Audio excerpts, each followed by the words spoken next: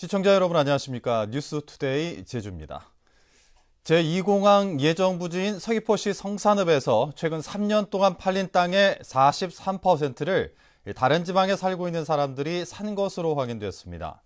공항 후보지로 거론되면서 부동산 투기꾼들이 몰려든 것은 아닌지 제주도가 대대적인 실태 조사에 나섰습니다. 김찬영 기자입니다.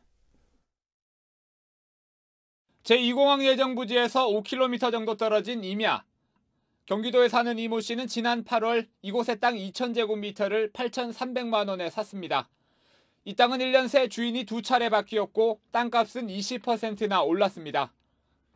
제주도가 이곳 성산읍 지역의 토지 현황을 분석한 결과 전체 면적의 37% 정도를 도외 거주자가 소유한 것으로 나타났습니다. 최근 3년 동안 성산에서 팔린 땅의 43%도 도외 거주자가 샀고 도외 거주자의 거래량은 3년 새 2.7배나 늘었습니다. 이들이 사들인 땅의 89%는 가격은 낮지만 개발 혜택을 많이 볼 수 있어 투자 가치가 높은 농지와 임야였습니다.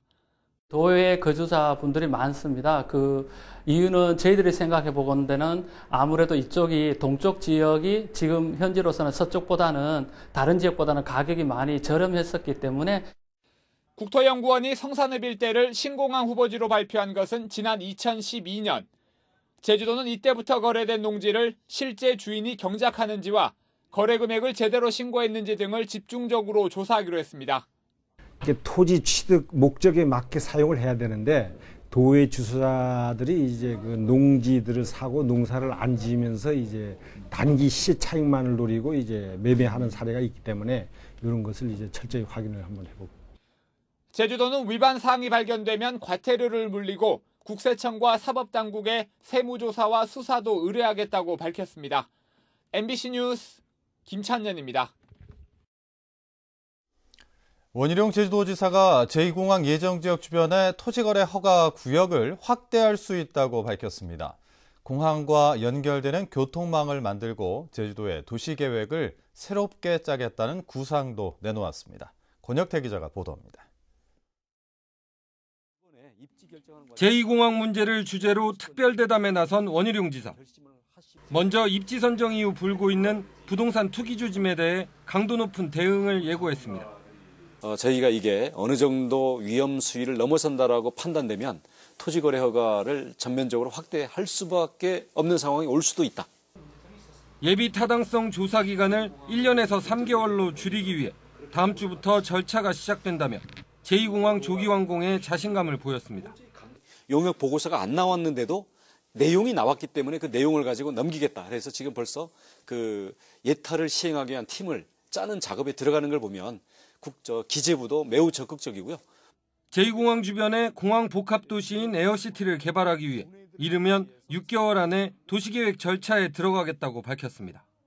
주민들에게 내지는 공공의 이익을 최대한 확보할 수 있는 방안을 최대한 확보를 하고 만약에 이게 힘이 붙이면 확보만 해놓고 단계적으로 가도 됩니다. 제2공항 건설과 맞물려 제주도 전체의 도시계획을 새롭게 짜겠다는 구상도 내놨습니다. 교통망은 욕심 같아서는 20분 전후로 연결되는 교통망을 갖춰야 되고요. 그다음 그 성산의 공항과 현재의 서귀포시와 강정항 이게 또 어떤 이 성장 축으로 쾌속으로 연결이 돼야 됩니다. 원희룡 지사는 이미 포화 상태에 이른 현재의 제주공항 문제는 뾰족한 해답을 내놓을 수 없다며 앞으로의 과제로 남겨놓았습니다. MBC 뉴스 권혁태입니다.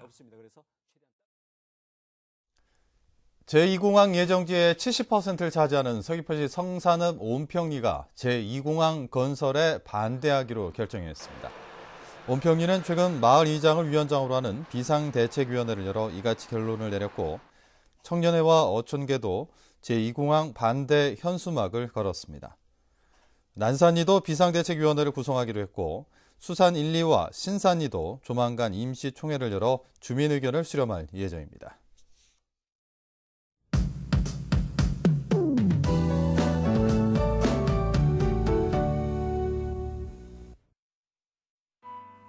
네, 요 며칠 맑은 하늘을 보기가 어려웠는데요. 주말에 오늘은 별다른 비 소식 없이 구름만 많겠습니다.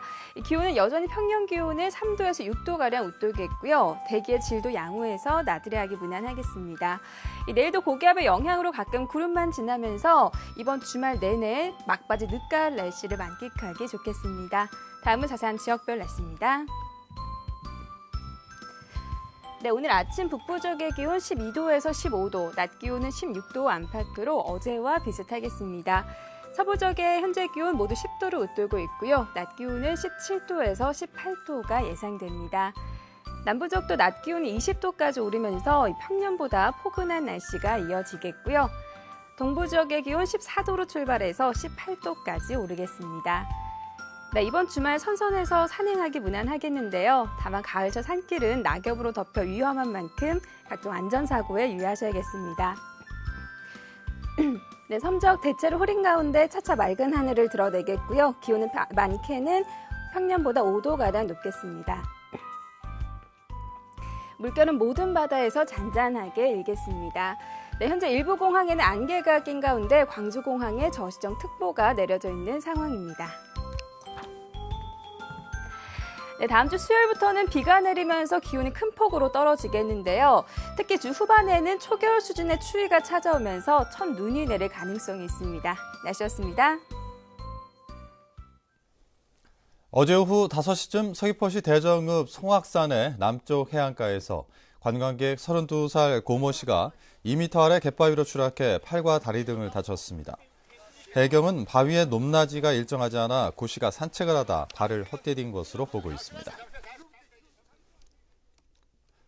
원희룡 제주도지사가 대북교류 협력 사업을 위해 북한 방문을 추진하겠다고 밝혔습니다. 원희룡 지사는 어제 열린 민족화해 제주 포럼에서 이같이 밝히고 한라산과 백두산의 생태환경 보존을 위한 협력과 교차 관광 사업은 내년 중에 성사 가능성이 있다고 밝혔습니다. 원 지사는 또 제주에서 시작된 태양과 바람의 선한 에너지가 북한의 평화의 에너지로 전파되기를 기원한다며 남북 에너지 평화 협력도 제안했습니다. 김현웅 법무부 장관이 강정마을 주민의 특별 사면은 신중히 접근해야 한다고 말했습니다. 김현웅 장관은 어제 제주지검에서 기자 간담회를 갖고 강정마을 주민 일부는 수사나 재판이 끝나지 않아 사면 대상이 아닌 만큼 형평성에 문제가 있다고 밝혔습니다. 김 장관은 또 최근 서울에서 열린 민중 총궐기 집회처럼 불법 폭력 시위 문화가 남아있는 점도 고려해야 한다고 말했습니다. 제주지방법원 제2형사부는 동료 일용직 노무자를 살해한 혐의로 기소된 58살 좌모 씨에게 징역 10년을 선고했습니다. 좌 씨는 지난 6월 제주 시내 한 모텔에서 술을 마시다 옆방에 있던 37살 강모 씨에게 술을 권하다 시비가 붙자 흉기로 찔러 살해한 혐의로 기소됐습니다.